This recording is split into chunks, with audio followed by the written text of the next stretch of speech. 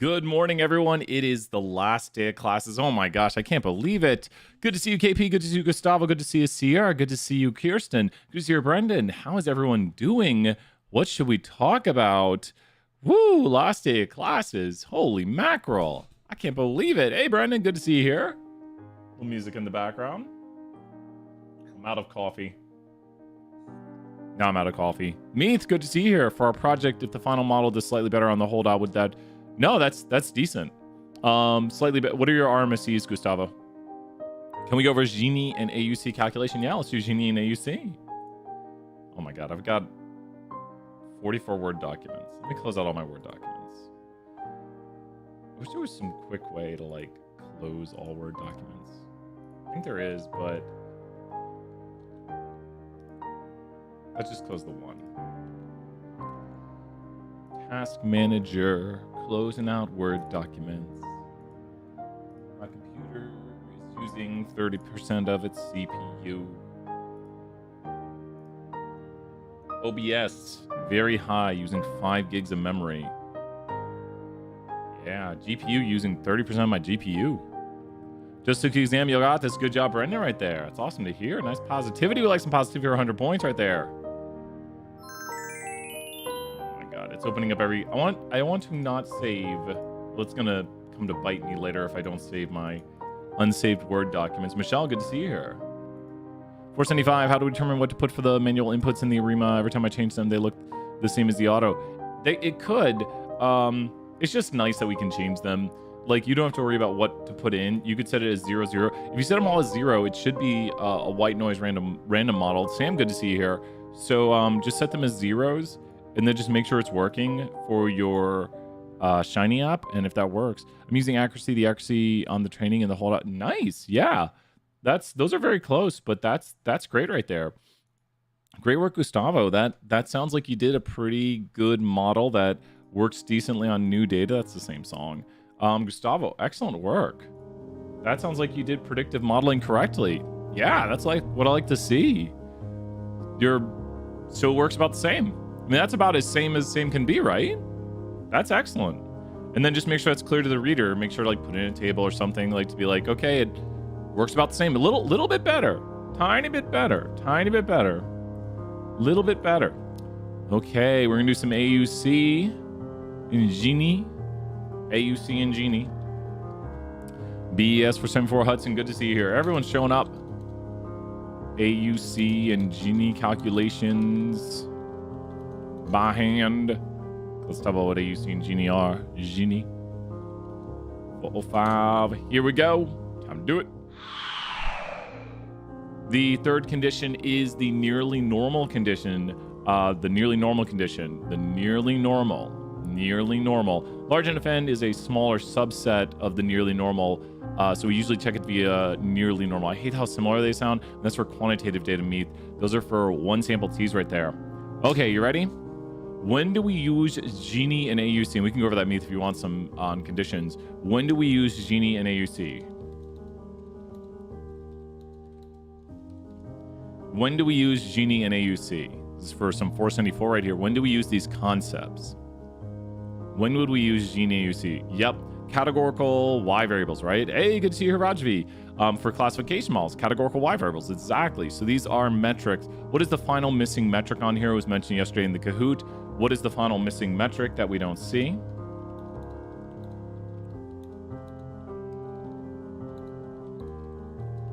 What's another missing metric? Good to see you, Courtney. Roberto. What's another missing metric on the screen we don't see? So be careful. I'm trying to, I don't talk about it much. It's just the complement of one of those. Be careful, because for these models, you don't want to say a certain type of metric. Well, I guess there's 2 more things you could talk about. We could evaluate them on. You would change your school of thought to evaluate them on this. Don't be scared. We'll give some more points here. Oh yeah, accuracy. What was I? Yeah, I guess. Accuracy. Great job, Kirsten. Yeah. Actually, I was thinking the complement of accuracy. That's what was in my head. Accuracy. Yep. Like, what % of the time is the model accurate? And the complement of accuracy is misclassification. And last but not least, we could look at AIC, which is Ake Ikes. Oh my gosh, I can't say his name this morning. Akeike's information criteria. Akeike's information criteria. Information school of thought, and the lower the information criteria, the closer our model is to the truth. So we could use that metric right there. That one we're not going to calculate by hand. Okay. So now we want to try to calculate some of these right here, and let's start with Gini coefficient. So Gini coefficient is the what of a leaf. If you look at this leaf down here, and you take the leaf, and it looks like the following. Boop, boop, boop, boop, boop, boop. This is a decision tree for Stats 201. If you're wondering, we're talking about decision trees right here, where we have the data up here, the data over here, and this is what the decision tree did.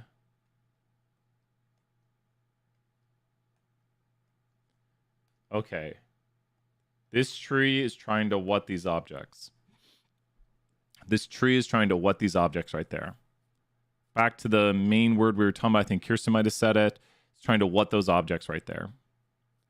This tree is trying to what those objects. It's like maybe people are left-handed or right-handed, and we say, you can't be ambidextrous. We're just trying to put you into two groups right here. It's trying to classify those objects, right? Trying to split, separate, classify, and it's trying to, with these leaves, do what? Which is what Gini coefficient is. Gini coefficient is a measure of the what of these leaves. Down here at the bottom, or even up here at the top, Gini coefficient is a measure of what? The Gini coefficient is a measure of what? What is Gini coefficient? I'm trying to do the impurity of the split, right? Oh, there you go. Imperfection, impurity. Imperfection, kind of same word. Good work with there, Riley. Impurity, we call it technically, but imperfection. And you want things to be pure right here. You want them to be all of one. You don't want them to have impurity. And so what's interesting is, can anyone calculate the Gini coefficient for this leaf right here? Both of these should be pretty easy to calculate the Gini coefficient. Then I'm going to make it more complicated. So that one should be, both of these should be pretty easy. If you know how Gini coefficient works, you could look at them and calculate the impurity pretty quickly for both of these.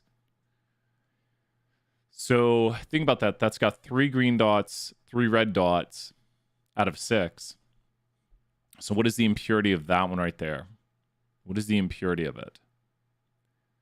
So, does anyone want to take a guess? We'll show the mathematics down here. The mathematics for the calculation would be 1 minus, and then you do the amount in the one class squared plus the amount in the other class squared. And that's the impurity. 0.5, that is correct. Exactly. Talk about some problems, chapter 19. Yeah, tell me which ones you want to do, Jessica. We'll do them. So that's going to be the impurity right there, which is 1/2 squared plus 1/2 squared. This is equal to, if you solve it out, make sure to, if you notice right here, this is all one quantity, and then you do 1 minus that quantity. So this is 1/2. Now, what is the impurity of the other leaf over here? The impurity of the other leaf is what? I'll write the formula.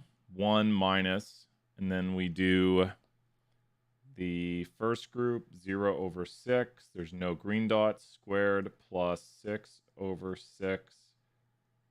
There we go. So what is the impurity of the other one? So, oh wait, it's got, I did wrong numbers. I was doing 6. The math is still right, but the, there we go. 0, exactly. Thank you, KP, right there, catching my errors right there. So it's 0. So why is it 0? Just explain to me, why is the impurity 0? Like, mathematically speaking, these are some of the more extremes right here. There's the mathematics. You think of how many are in the one class. You put those right there. We have 3 red dots. We have 0 green dots. 3 out of 3, 0 out of 3. You square them. You add them together. You subtract from 1. And why is this an impurity of 0? Like, why for that leaf right there is that an impurity of 0? Why would that be? There is no other variable in the, yeah, so there's only the red dots right there. So since they're all red dots, there's no impurity. Now, what is the impurity of the split? The impurity of the split is the average of these, but it's a weighted average. So the impurity of the split is the weighted average. And if I'm doing it correctly in my head, it should be 37.5, I think. We'll find out. We will find out.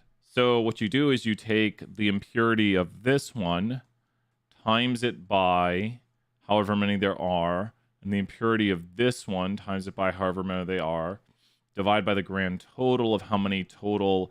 Is that right? Let me double check. Yeah, because there's 9 dots total. 9 dots are being split up. Like, so is this going to be 1/3? Let's find out. 6 times 0.5 divided by 9. It is 1/3. It is 1/3. Ooh, got something a little bit wrong in my head. So it is 1/3 right there. 1/3. Yeah, I should have just done 1/2 of 6 divided by 3 by 9. There we go. So the impurity of the split, which is what we're talking about up here, the impurity of the split is a weighted average of the impurities of both leaves. Does that make sense? Does everyone follow this example right here of Gini coefficient and the measure of impurity? So this is the impurity of the split. If we split this way right here, the impurity of the split is 0.33. Does this make sense, KP, right here? I think you asked about this, then we'll do AUC next. But the impurity of the split is how well the split does on kind of like reducing impurity. Do you need to know split or just one? Well, the split is just the weighted average of the two right there. Does that make sense? So that is something that could be on the test. The split is just the weighted average. Could we do the preterm pregnancy? Yeah, of course. Here, let me put that on here next. Preterm epidural. You got it. Stat 201, chapter 19. Preterm epidural. They ask all the complicated. You got. Thank you, Jessica.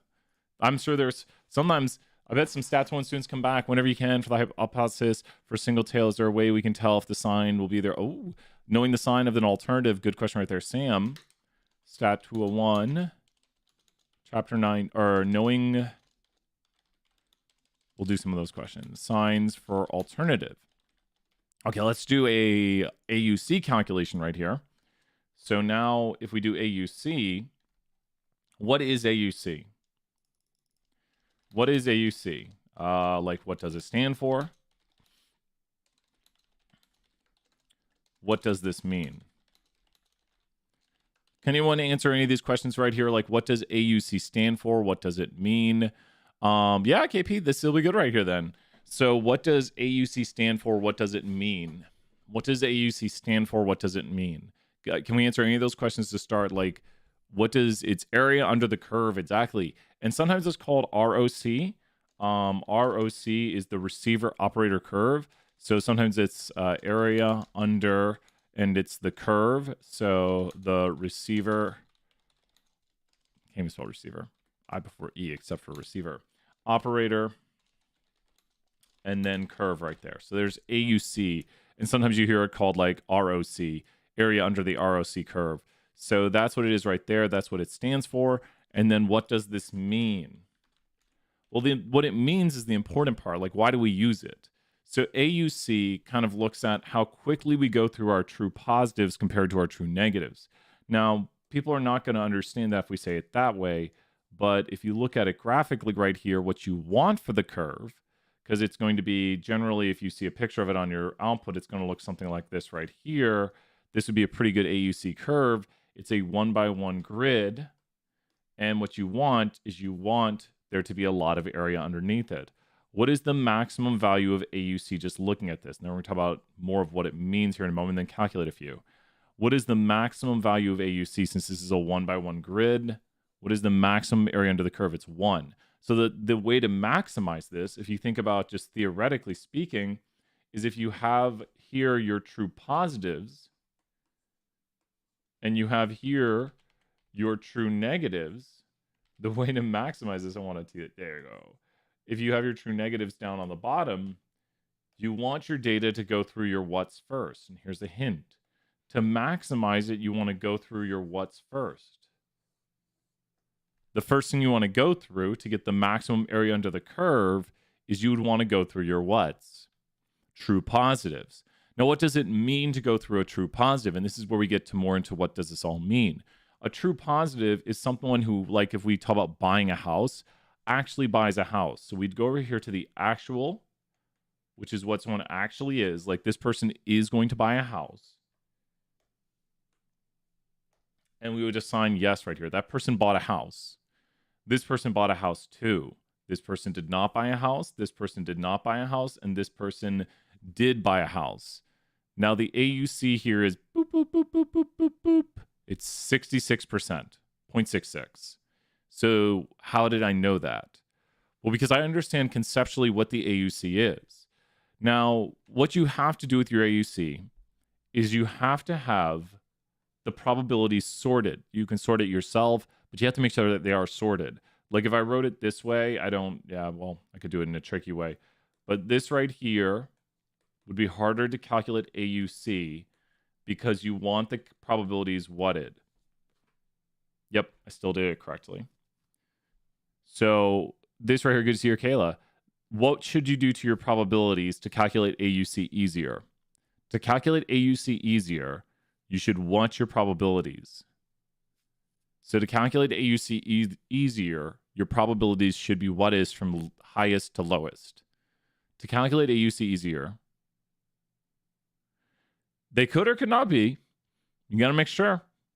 You got to make sure. Yeah, we do the yes classification because that's the one we're usually. You could set AUC to be calculated. Well, the thing is if if everything's sorted correctly, like all the no's on top, then it would still be an AUC of 100% because like the model, unless the model had a misclassification of like 100%. But how good let me ask you this theoretical question. How good is a model that always gets the misclassification wrong? Is that a horrible model or an amazing model? How good is a model that always misclassifies wrong? Like imagine your friend always told you the wrong stock to buy. Like you tell them 2 stocks and the friend always tells you the wrong stock. How useful would that friend be in the future? And they always tell you the wrong stock, but you eventually realize that you're like they always tell me the wrong stock. How like every time I give them 2 stocks, I say which of these would be better, and they always tell me the wrong one. How useful would that friend be? You got to think about how we could use things, right? That friend would be the best friend ever. I'd be calling that friend every day asking him about stocks. Now just do the opposite of what they said. Yep, all models are wrong, some are useful. So if a model were to put all the no's up top, that'd be an awesome model because it would still properly order them. Even though the no's, it just depends. Like the no class, we usually give the lower probability to, because usually we do probability of yes class, but maybe we're interested in predicting no class. Then we could just switch. We could just flip the probabilities. We could just do 1 minus the complement, stat to 1 topic. So we need to take these probabilities and we need to give them in the right order.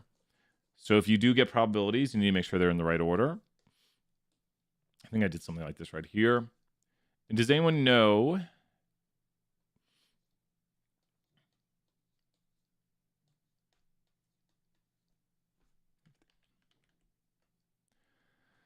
So if you want to draw the AUC, that can help too.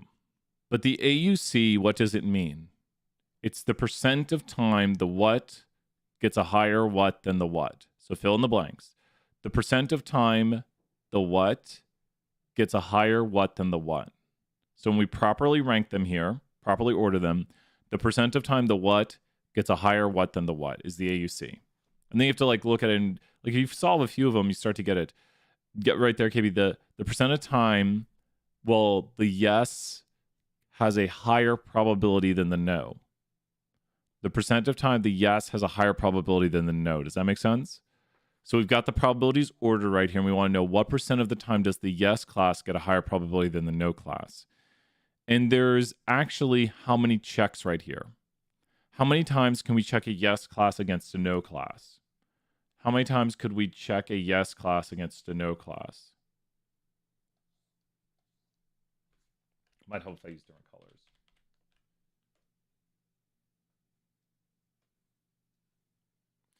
Not just 2 times. Every yes, which there's 3 of them, can be checked against 2 no's. So if we check every yes against the 2 no's, there's actually 6 checks total. Does that make sense? Kirsten right there, there's 6 checks total. So we can check this yes up here against that no, this yes here against that no, and then this yes here against that no. Does that make sense? And so now, let's do this right here. What percent of the time is this yes right here? This, I'm pointing to this row. What percent of the time is this yes higher than the no's? Like 10% of the time. Like, look at the two no's. There's two no's right here. And what percent of the time is this yes higher than the no's? 100% of the time. So we could say this yes was higher 100% of the time right there. What percent of the time is this yes higher than the two no's right here? We're just saying, does this yes have a higher probability than this one? Does it have a higher probability than this one? So what percent of the time? 100% again. Now, what percent of the time is this yes higher than these no's? What percent of the time is this yes right here? Does it have a higher probability than these no's? What percent of the time does this yes? 0%. So now what could we do to these 100, 100, 0? What could we do to find out on average the yes? Like, what would be the mathematics now to find out on average the yes class? Peaks, you got it right. That's the answer. And then how do we do that? If you start to see it, you're like, oh, that's how it's calculated. Like, eventually, I think you'll have this, oh, no worries. So once again, you have to have the probabilities ordered. As long as the probabilities are ordered, you don't even need these. Like, if they're ordered, then you just need to look at the yeses and nos right there. I think they're having that, oh, well, it makes sense. That's what we like to see.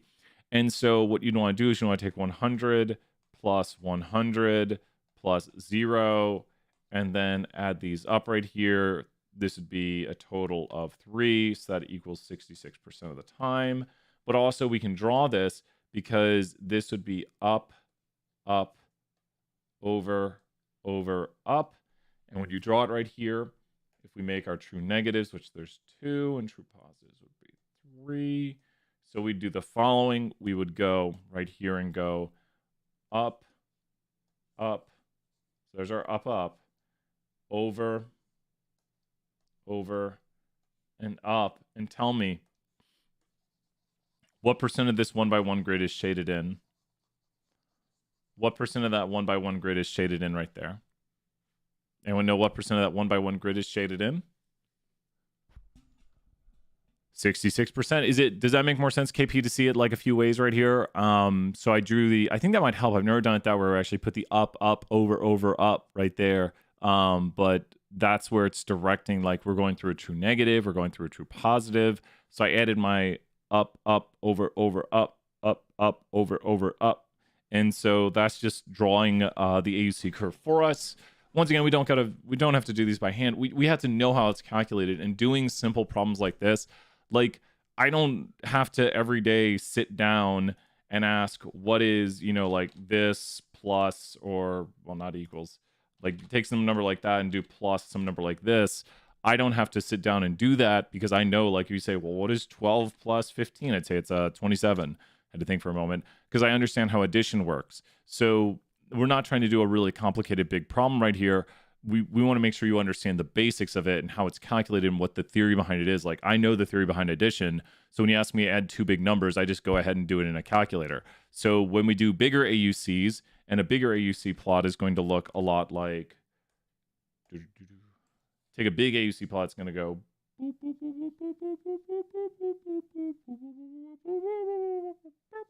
there we go. So if you got a big AUC plot like this, at this point, I would know I went through a lot of true negatives. So I've got a burst of true positives at the start, and at 2 points, there's a bunch of true negatives right here where the curve kind of levels out, and then we get everything probably at the end right there. But understanding how the curve kind of moves, and we've got a lot of true positives at the start right here, and the AUC for this is probably like 85%. So 85% of the time, the true positives, the yes class gets a higher probability than the no class. This sort of understanding, yay! Completely understand, KP. Let's go. Great to hear you completely understand. And then just understanding what's going on right here, like I said, that the true positives, the true negatives, and how the movement of the curve kind of relates to that. Those are the deeper understandings I like for people to have, because curves can look like magic if you don't know what's going on with them. You're like, well, I don't know. It's just some sort of curve. What does it tell me? Well, we care about the area underneath it, because the quicker we go through the true positives, the more correctly things are ranked. Yes, Juan, great to see you here. Let's do some Stat 201 time. Stat 201. We're going to do some Chapter 19 to start. Stat 201.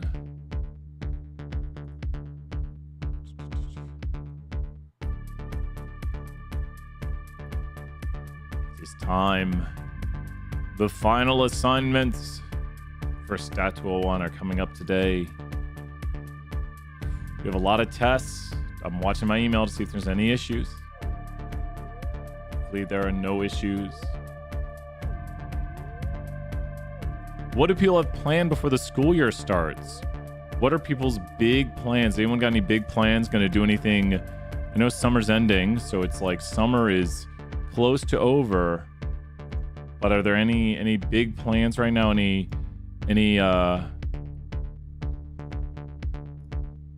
big plans? What are your big plans?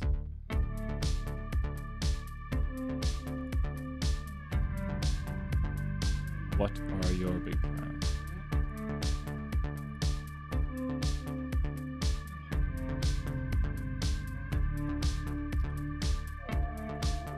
Let's see. Brain drain. I just want to stop by and say hi, Brian. I took stat 20. Yeah, good to see you here. Thank you. Let's throw 100 points out.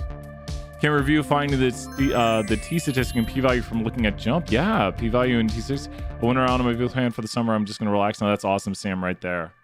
Sam, so good to see you. Good to see everybody here. A little more chill music as we get chapter 19 going. I've been wanting to play. I got Elden Ring, and I want to play it, but I started it. Haven't died yet. But didn't play that much. It doesn't count if you played like 10 minutes. I don't know. Maybe played 15. But I want to play some more.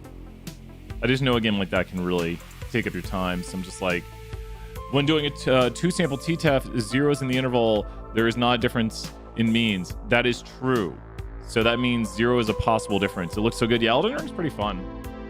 Like I played all the Dark Souls and Demon Souls games. The epidural. That is.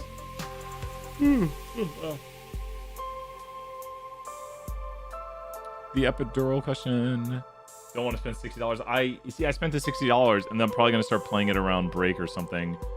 I'm probably gonna play it like over Thanksgiving or something, and then it'll just be like, well, why didn't I wait till it was like $30 or something?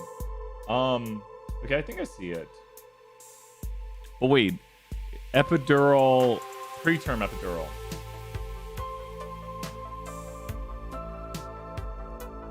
Why can't I find it?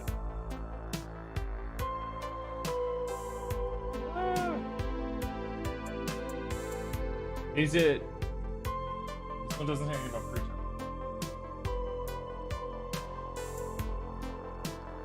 The epidural question. I'm trying to find the epidural question that people were wondering about. I'm seeing there's 2 epidural questions. If you ask about the epidural, I see the breastfeeding epidural. The table shows the results of a study investigating. There's that one. And then there's certain women that have an epidural to reduce pain during childbirth. There's a pain during childbirth and a breastfeeding one. There's male, female on political. There's students in a class. We'll get started here in a second. Trying to find the right one that people want. Certain war story. Is it on the homework? Does the homework have one that... Or wait, is this chapter 17? No. Let me read. I'm trying to find it. Can we do the preterm pregnancy question? Oh, it's okay. Preterm pregnancy is different. That's the twins preterm one from chapter 17. Okay, that's the preterm twins from chapter 17, I think. And okay, I think that's why I was confused, because I couldn't find. I was like, I put preterm epidural. So, okay. And the chapter 17 preterm pregnancy question is a different one. Okay, let's do the epidural question right here. Here we go, epidural question. Okay, so when we're doing the chi-square test of independence, what kind of variables are we dealing with? When we're doing the chi-square test of independence, what kind of variables are we dealing with? When we're doing the chi-squared test of independence, what kind of variables are we dealing with? And you can see it up here at the top, so you have to know this really quickly. When we're doing the chi-squared test of independence, what kind of variables are we dealing with? Two categorical variables. Two categorical variables. We're doing mosaic plots, contingency tables. Great job right there. Michaela right there, and Sam. And so we're doing right down here mosaic plots and contingency tables. So now that we know this, we have our contingency table. How many degrees of freedom are there? Now watch out. This is where mistakes might happen. When you look at degrees of freedom, you need to know how many groups there are. So how many groups are there? Then do rows -1 times columns -1 for degrees of freedom.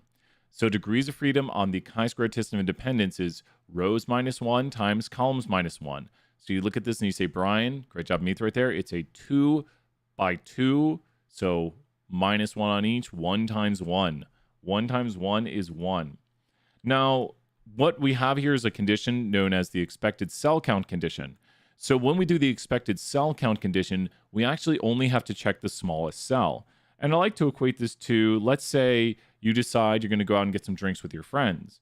If you were to go out and get your drinks with your friends, then if the person at the door were to card only one person, they would only need to card the youngest person.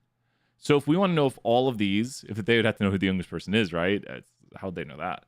But if we want to know if all of these are greater than 5, we only have to check the smallest one. So the condition of expected cell count is that the expected cell counts found by row total times column total over grand total, there's the mathematics, which is equal to the expected cell count. All of these have to be greater than 5. So once again, we can just take the smallest row total, the smallest column total, because that'll be the smallest denominator for the equation.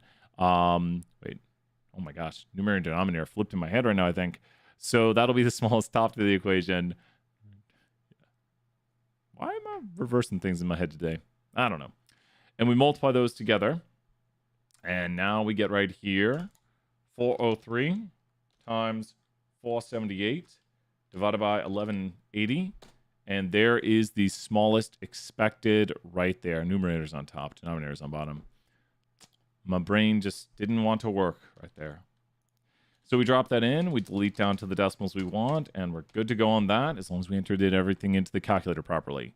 Check the assumptions right here for inferences. So when we do this right here, we have to make sure that we have the random condition, which they break it apart to independence sometimes. We need to make sure all expected cell counts are greater than 5.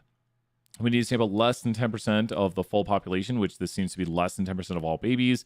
And count data means that they are both categorical. So it's called count data because you can count how many are in the groups, and we should have it. That's got it. Not too bad of a question. Pretty good. There's another epidural question right here. I think it's smaller. Just asking about the chi-squared test of independence. So the chi-squared test of independence is how we do the test right here to see if one variable is independent of another. So the chi-squared test of independence, that's the homogeneity to see if it's all from one group. We're not doing that test. We don't do it in this chapter. And so state the null and alternative. Now, the easiest way to do the null and alternative for this sort of test is to look right between these. And just like this one right here, you look between them and you just say the word independent. So if you remember you're doing the chi-squared test of independence, you can just look at them and say, is breastfeeding at 6 months independent of having an epidural? That should be the null hypothesis. And were they nice to us? There you go. Breastfeeding success is independent of having an epidural. Good to see you, Courtney. And then the alternative is going to be, I like to say, not independent. Now, sometimes they're not so nice. So they didn't put not independent. But not independent means that things are associated. So breastfeeding success is, there is an association. So is an association is a way of saying two things are related. Independent is to say they're not related. So the null hypothesis is no relationship. The alternative hypothesis is a relationship. Knowing those synonymous words is pretty important. So that way we can kind of decipher if someone's talking about like a null hypothesis that things don't have any sort of relationship or sort of association. Well, that's got it. Let's do the other question. Heading back to main screen. I think we're doing some chapter 17 now, Meath. So let's do a little chapter 17 on the preterm. Chapter 17. think there's going to be some new questions this year. Dun, dun, dun. I've been solving the same questions for like a decade. Be tricky. When we started out, we used to have the homeworks and the quizzes were the exact same questions. And it's a little too easy, I think. And then we've upped the game. So there's some tricky questions. Chapter 17. Is it, I think Jessica asked, can we look at the Canvas content quiz 10? There are like 2 questions, chapter 17 focus on it. Yeah, we might do that because I'm trying to find that preterm question. It might have been in the homework. I think Jessica asked about the preterm question. I don't know where it's at. Is it chapter 19? Is it the homework? Let me look at chapter 19 homework real quick, and then we could do Canvas content 10.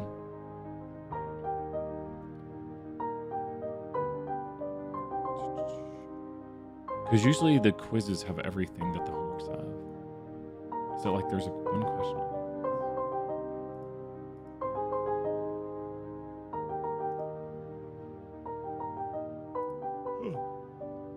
I don't know where the preterms one at. I don't know. I can't find it. Jessica, if you're still here, let me know about if you're here for the preterm question, and we'll load it up. And let's go over here and do the Canvas content now. Canvas content number 10.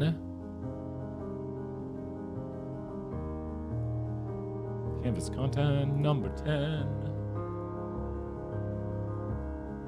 Okay. Let's do Canvas content number 10. Let me put a... There we did that one. So, and then we'll do signs and alternatives. I think Sam asked about that. So let's do Canvas content. We're going to cover a little bit of signs and alternatives here. Canvas content number 10. We'll do this like twice right here. Canvas content 10 and timestamp. Here we go. Let's do it. Okay, so this is Canvas content number 10. A lot of good questions right here. Remember, they can appear on the test. In the chi-square test of independence, large values of chi-square test statistics indicate a cause and effect. What are some bad words in statistics that we don't like? What are some bad words in statistics? Like, can anyone name? I see a few here that we don't like. What are some bad words in statistics? What are some, like, you don't say those words in stats? We got some banned words. Except, we don't accept the null. Don't say you, great job, Sam, right there. Knowing some banned words. Cause and effect, we don't say cause and effect. We don't say prove, because it's like to say prove in science, like cause and effect.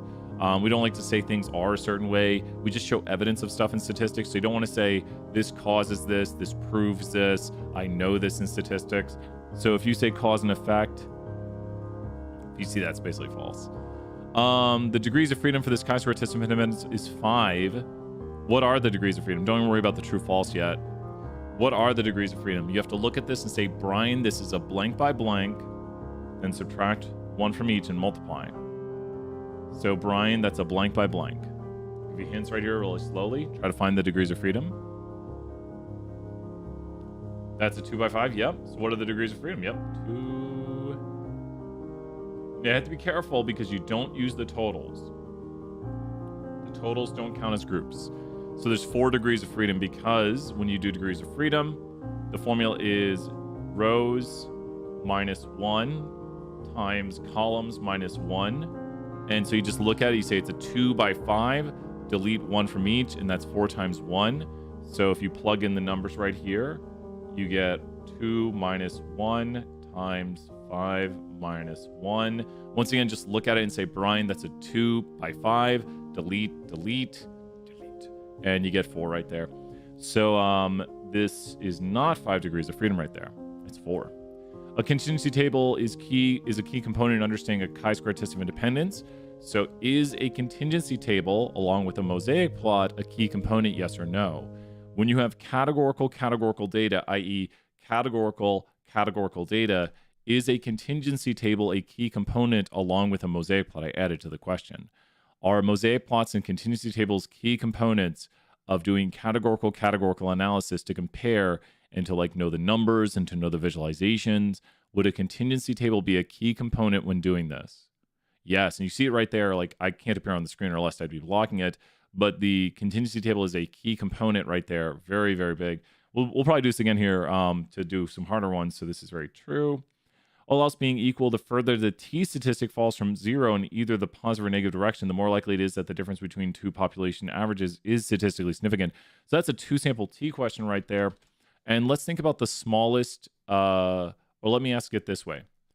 What t would give you the greatest p-values? T's closer to what, or a t of what would give the greatest p-values? T's closer to what would give the greatest p-value? So we've got the t curve on the screen, and t statistics closer to what would give the greatest p-values? So think about the least significant, because larger p-value means less significant. So t's closer to what would give greater p-values? T's closer to what would give greater p-values? Like, when would the p-value be larger? Closer to 0. Yep, look at that 0. If you do the two-sided on 0, if you go to 0 and graph above it and below it, you get a p-value of 1 because you've shaded 100% of the curve. Now, what's really interesting about this is we always like to talk about the t being like the z, because if I change this right here and we graph the outside at, let's say I go to a t statistic of 2, then, here, let me do it this way. If I go to a t statistic of 2, what will the p-value be for the outside? So you say, wait, I haven't memorized the t curve, but let me draw it for you. So we're going to go to a t statistic of 2 right here. You ready? We're going to go to 2, 1, 2, and then if we're doing the outside, we're going to shade the other side of it. So any guesses is if I go to a t statistic of 2 and we shade outside of 2 and negative 2, then what would the p-value be right here? So what is the p-value for the total area? What would the p-value be? You know what, Meath? Watch this. That is a 1,000-point answer. Let's check it out. You got it down to the decimal. Yep. And I did it this way because I know this is where it's exactly, or very, very close to, at least mathematically, exactly 5%. When we increase the degrees of freedom, we'll go towards 0.46. Wait, 0.46, I think. There we go. My gosh. Too much stats in my brain because the exact z-score for a 95% comp score was 1.96, but the t is like the z. The greater the degrees of freedom, the more the t is like the z. So unless you're down here with very few degrees of freedom, then the numbers will converge towards the z-score. And so with more degrees of freedom, you're basically going to get the z answers right there. Same thing works if we go to 1, we would expect about 32% on the outside, and you see it's very close to that. And if you go to 3, about 0.003 right there. So these are the numbers from the 68, 95, 99.7, and that's why it's so important, because the numbers from the empirical rule also work on t's with larger degrees of freedom. But the question was asking, it said the larger the t, the smaller the p-value. When the t is further away from 0, what happens to the p-value? When the t is further away from 0, what happens to the p-value? So 0, 1, 2, 3. What happens to the p-value as the t gets further away from 0? As the t gets further away from 0, we'll go left tail if we want. It's getting smaller, which means it's less likely. So this is more statistically significant. The most likely thing according to random chance are t statistics closer to 0. Those are more likely. It's where the center of the curve is at. And then further away from the center of the curve is less likely results. So when the t is more extreme, like further away, then the p-value is smaller. It does depend on which way we do the test. The greater than test would have the complement of this 0.977 p-value, but also it'd be odd if we landed below what we expected and then tried to see if there was evidence of greater than what we expected. So we wouldn't have evidence of that. We'd only, in this instance, would have evidence that it is less than or not equal to what we expected. And there are the p-values right there for the associated alternatives. So good work right there. Good kind of true-false question. What's over here? All being equal. Statistically significant means what for the p-value? So it says statistically significant. Statistically significant are what are p-values? When you hear statistically significant, there's a few ways to phrase it. It means specifically the p-value is what are. or below this amount. If you see that the p-value is statistically significant or the test is statistically significant, p-value less than 0.05, and 0.05 is assumed alpha. So this is very true. So it's more likely to be statistically significant. Less than alpha. Great job, Connor, right there. Yep. P-value less than alpha. Below is some jump output. What is the corresponding level of alpha for this confidence interval? So the confidence interval right here is at the 0.919 level. So this one seems like it's going to be really tricky. It gives us a lot of output, but we just have to know where to look for the confidence level on the interval. So the way it works is if we make a 91.91%, or it would look like this.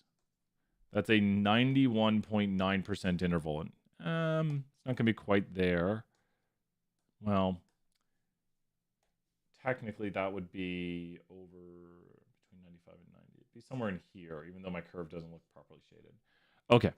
So now when you look at this right here, the corresponding alpha for the two-tailed test is the outside. So now, if we know 91.9% is inside, what would be the corresponding alpha level?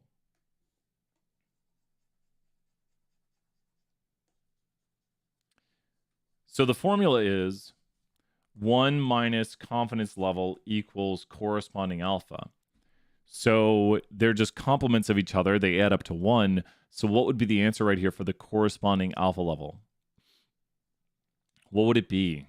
So we just need to take the confidence and drop it into here, and we could solve it. Great job right there, Connor. 100 points, Connor.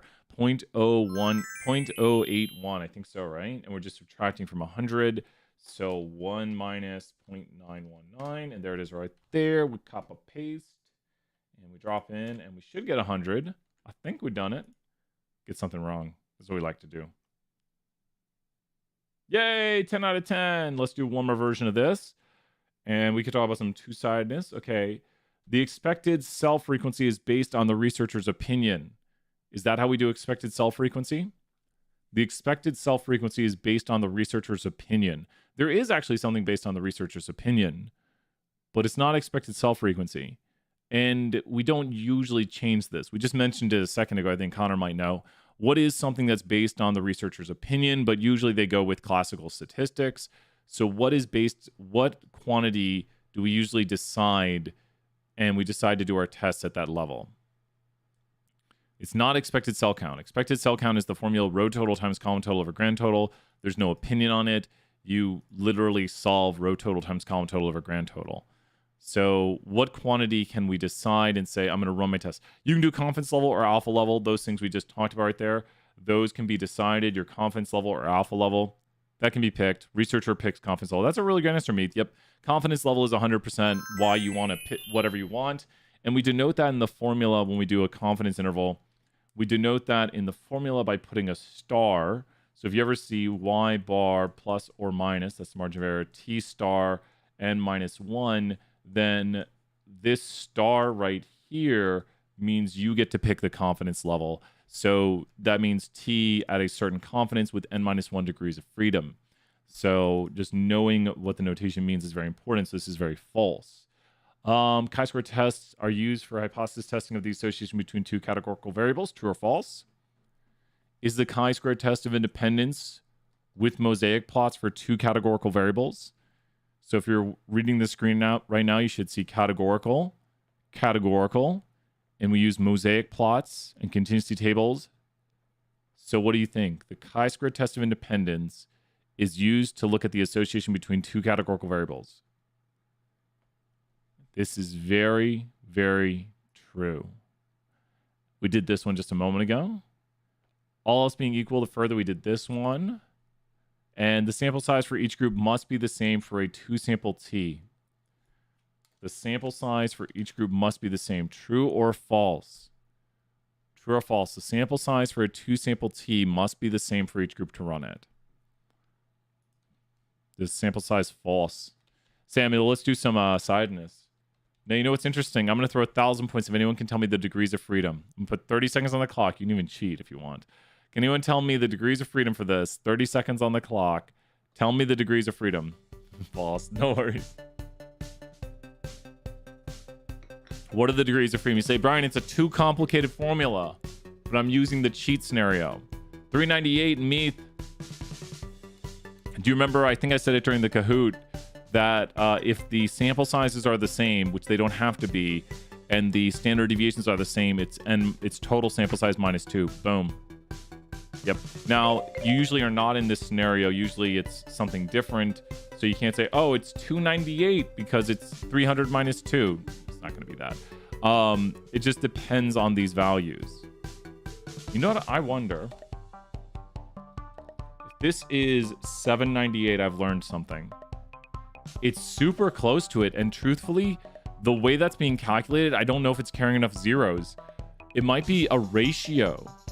I think I might have just learned something. I should go, yeah, so there might be something dealing with this Meath with a ratio, and this might not be carrying enough decimals because I think it's not coincidence. So it has to deal with the ratio. And so, I don't know, I should look at the equations more. But this is pretty interesting right here. I don't know. I like math. That's my problem. My problem is I like math. So we should get another 100 here. They don't have to be the same. They can be different. Einstein, I know. I need that was right? Good. I need the Tim and Eric. Interesting, right? Like, what's those videos like? Slightly interesting videos. I should get. Where is it? Like, give me a second, and then we're gonna be serious. I know what I need to do.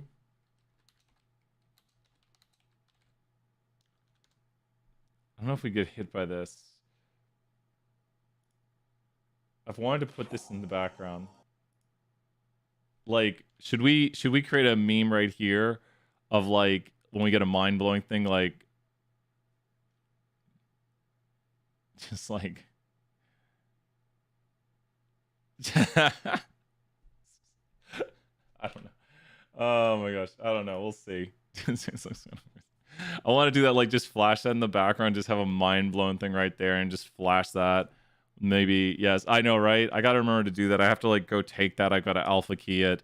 Need it. Yeah, we should definitely do that. Just be like, and just put like and then we overlay. Wow. Just a wow over it or something. Or I might be better with like something like that when we actually do it. But like a mind-blown, I don't know. There's so many things that I forget that we have, like Puppet Shark. He rarely appears. Tiny Puppet Shark. We got rainbows. We got, what else we got? Does Batman work? I don't think Batman works. No, I gotta fix that. Portal's on the other screen. Today's Tuesday. Looking at all we have right here. Double rainbow across the sky everywhere. Oh my gosh, double rainbow. I haven't seen that in so long. Old memes. So many old memes. Seeing what else we have right here. We got Mewbot, DeLorean. I've got so many folders of stuff. It's pretty crazy. This is all on the Stream Deck. So it's like on the Stream Deck, like all these things. So this is how I'm, like when I zoom in on stuff, the Stream Deck is an absolute lifesaver. Like this helps so much.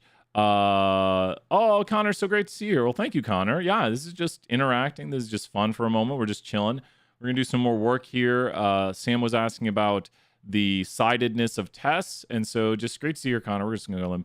Could we go how to find the p-value and the t? Exactly. So let's do that. Here we'll do Sam's question, then we'll do your question next. Sam was wondering about knowing the signs and the alternatives. So let's put a break in the video, zoom back out, and go to a break. Yeah, it's super nice. Let's do that, and then wondering about the p-value and t's. Okay.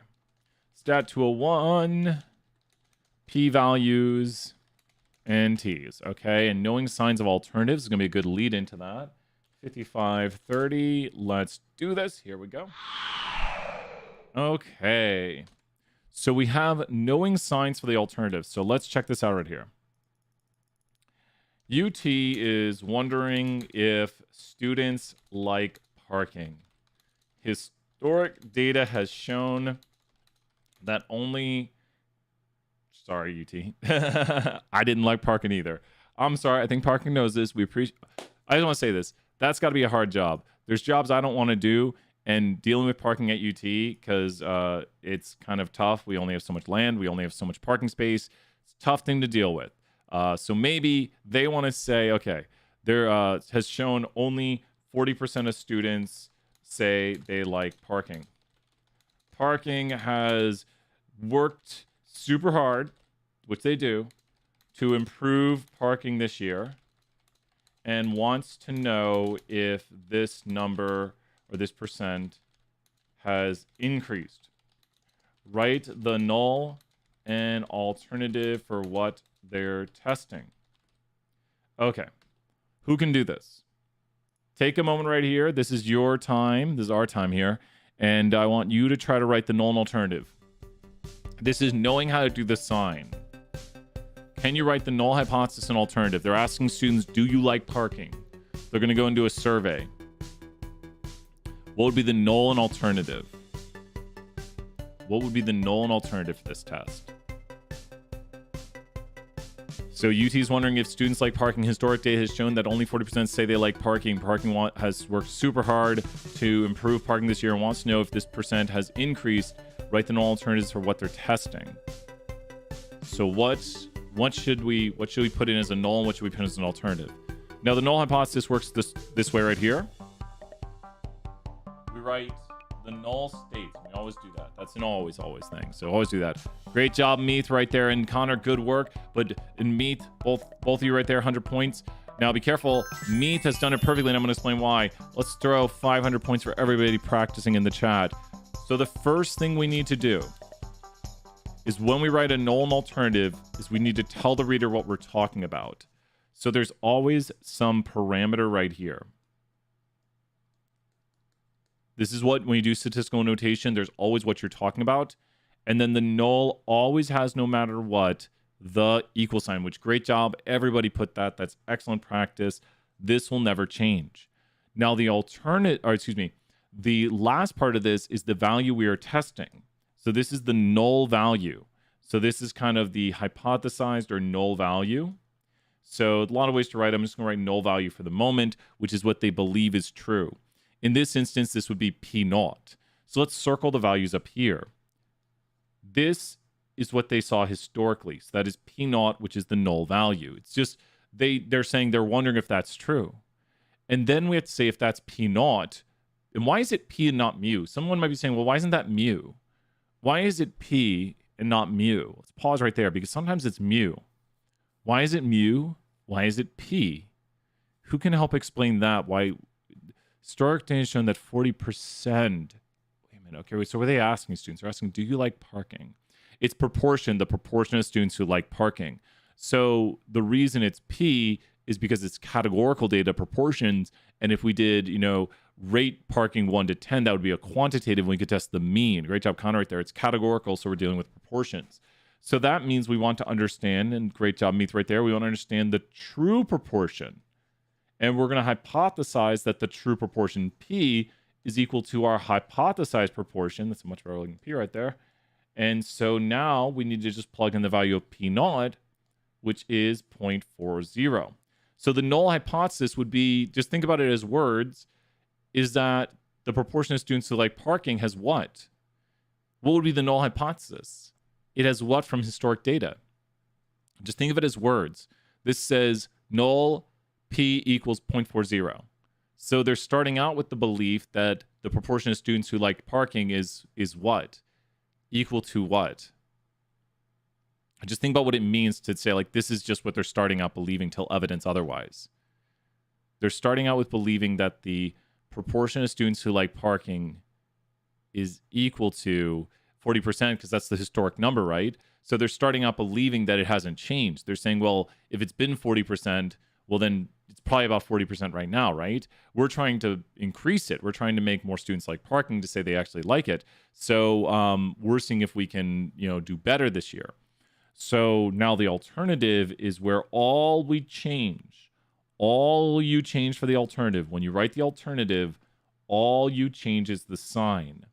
And to know how to change the sign, so these are things that will not change. Once you write your null, all you change is the alternatives. Everyone see the process right here? You write your null. If you're doing it in notation, The null always has the equal sign. You need to figure out what you're testing, and then you need to figure out the value you're testing, the null value you're testing right there. Like, I'm testing the true proportion of students to like parking. That's P because it's proportions. I'm seeing if it's equal to 40%. That's the hypothesized value. Those stay the same down here. So we can highlight what always stays the same that we never change. Well, once you figure it out, you have to know what these are up here, and then they stay the same down here. So this is step 2. Step 1, step 2. When you get to step 2, those stay the same. The only thing that changes in the alternative is the what? Say it with me. The only thing that changes in the alternative is the what. I think people know it, but maybe someone's watching this later. The only thing that changes in the alternative is the what. The only thing that changes is the what. You can see it's missing. I don't have it yet. It's the sign. Good job, Meath, right there. The only thing that changes in the alternative is the sign. So we go right here, and they want to see if the percent has increased. So it's the researcher's question, not the data. It's the researcher's question. Great job, Connor and Lauren, and Meath also. They want to see if it's greater than, if the true proportion has increased. Do more students like parking? So that's where we get to figure out what this is. And we could highlight right here this. Oh my gosh. Is this making more sense? Hopefully this helps with determining the sign. It's the researcher's question. So there we go. And true proportion, 12%. We just have to know since it's P's, that we're also doing that right there. So hopefully this helps let us know the question indicates the sign. Now, when we talk about the p-value on this, we will either give you graphics on the test, or maybe we'll give you something pretty... I think I can have you calculate or estimate a p-value for this one. You'll see why. Let's say they talk to a random sample of 1,000 UT students, and 500 of them like parking. Find the z-score. So now, let me put this right here. Now we're jumping into p-values, t's, and z's. Z's, p-values, z's, and t's. Let me put a mark in the video right here. And so what should we immediately do if we get something like this? You know what we're going to do. We're going to call on Leo right here. What's Leo going to tell us to do? Notation, brother. We have to what right now? We have to what right now? To figure this out, we're going to have to do what? If we need to find the z-score, it could say perform a 1 sample z test. So now to do this, we need to mark the notation. Can anyone tell me any of the notation on the screen? We got very little notation on the screen. What is the notation we currently have on the screen? There's a lot we're going to need to mark right here. There's a lot we're going to have to actually write down. You say, I only see a little bit, but we do have some stuff up here. Great job. N is equal to 1,000. So there we go, sample size. And then what else? Keep going. P hat, great job there with P hat. So P hat is equal to X over N.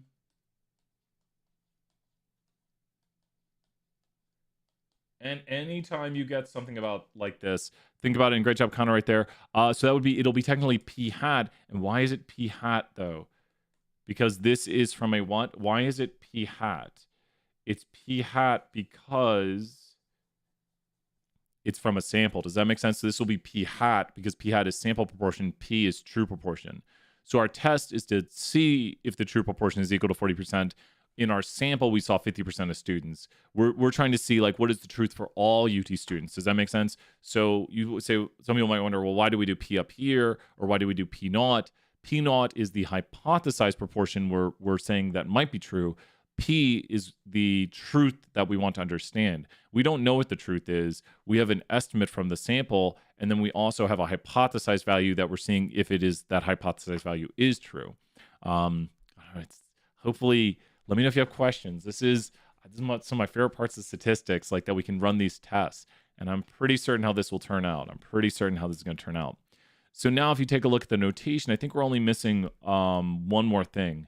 The equation on your formula sheet is going to be P hat minus P naught over P naught Q naught over N quantity square root. This is equal to a z-score. Now, we know what P naught is. P naught was the hypothesized amount according to the problem. What is Q naught? What is Q naught? So if P naught is 0.4, what is Q naught? What is Q naught? Really? Twosies. Great job. Good practice. People know that really well now.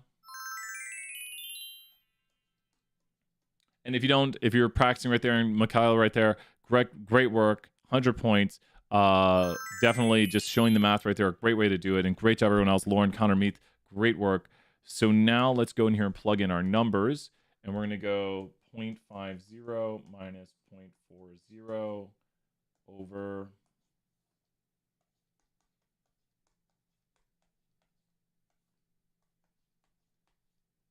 and it's Michaela, right?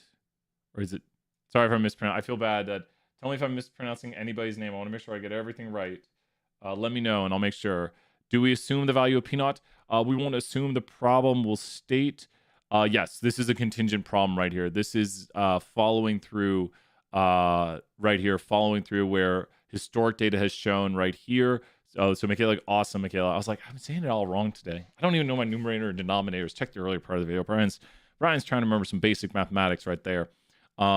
So the earlier part of the problem stated P naught right there, and P naught is the hypothesized amount that they're testing. They are checking to see if it's the historic value.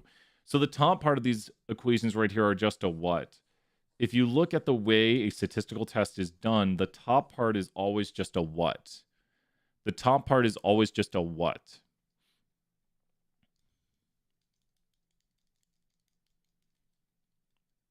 A difference, yep. And think about this. If we had only talked to 10 students, and if we saw 10 students, 50% of them, would that be a big difference? If we saw with 10 students, like hypothetically, I'm not saying we did this, but if we only saw with 10 students, 50%, do you think that would be a big difference right here? And I just want you to think why we do this.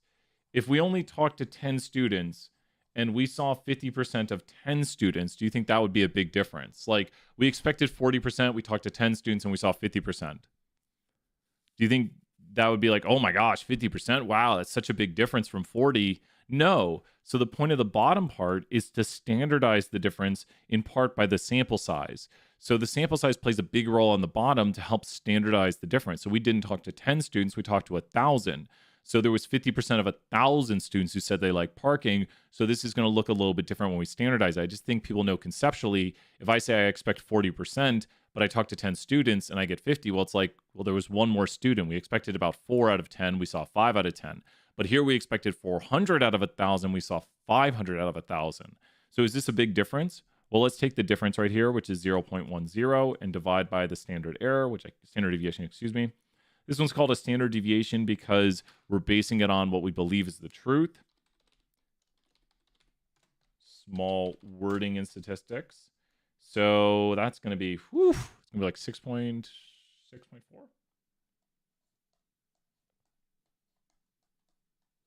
I say 6.4. How close am I?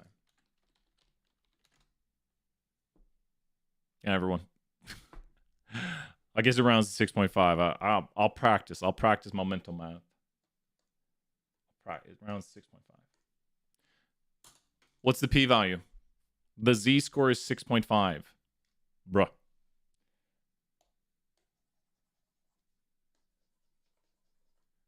So close. We got to work on these things. We got to get better here. See, I got a bunch of math in my head pushing out how to say things properly. It's not good. So Meath and everyone, don't worry. Meath, you've been on fire. I just gotta say that. Don't worry, everyone. I want 1,000 points right here. What's the p-value? See if you can draw the curve now. So now we're to the point where we want to find the p-value. 1,000 points. 1,000 points on the line. Find the p-value. You can do this one. You say, Brian, how you do this? I say, you can do it too. You can do this. You got this. Find me the p-value. This is kind of, boom. Yep. So when we do this right here, we want to draw our curve out ourselves. We're going to go and, oh my gosh. We're going to go and draw the curve. And we landed at a z-score of 6. So we got to go here and go. And the reason being is the curve really only goes to a z-score of 3. 1, 2, 3.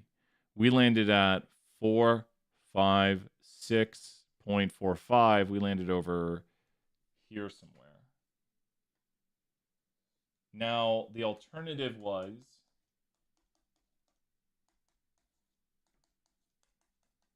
a greater than. So which way am I going to shade? Because the alternative is a greater than.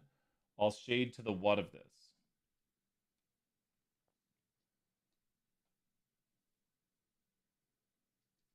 The alternative is a greater than, so I'll shade to the what of it.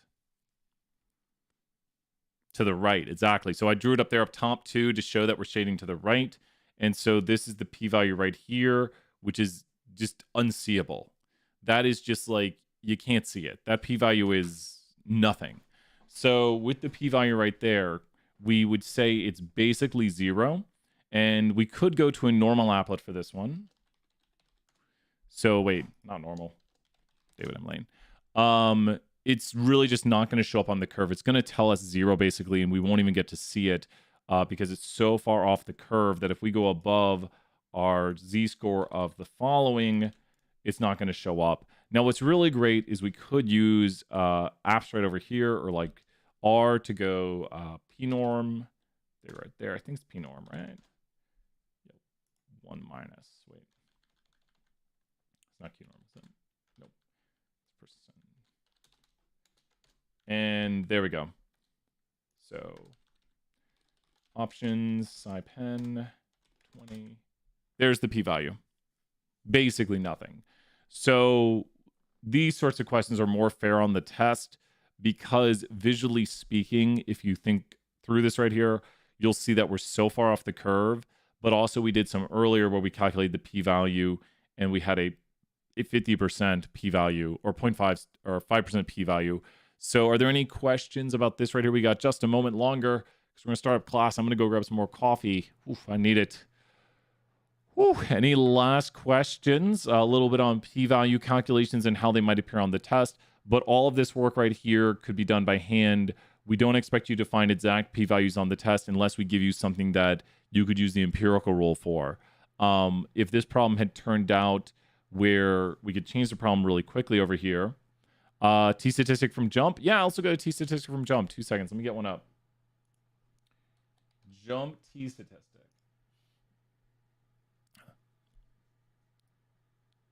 There was an exact... Oh, yeah, so I think I know what you're talking about.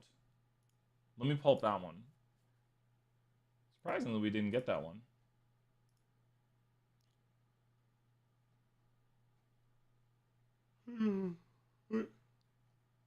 Submit quiz. I just got 0 on the quiz. Here, we'll do it, right? I got a 0. 0. No. We're doing so good. Okay. Where is it? Where is it? My gosh. So many questions. I suggest using all your attempts. Come on. What? Show me the... Keeps doing that one. I know what you're talking about, and I think I'm a little mad at that one. I'll tell you why.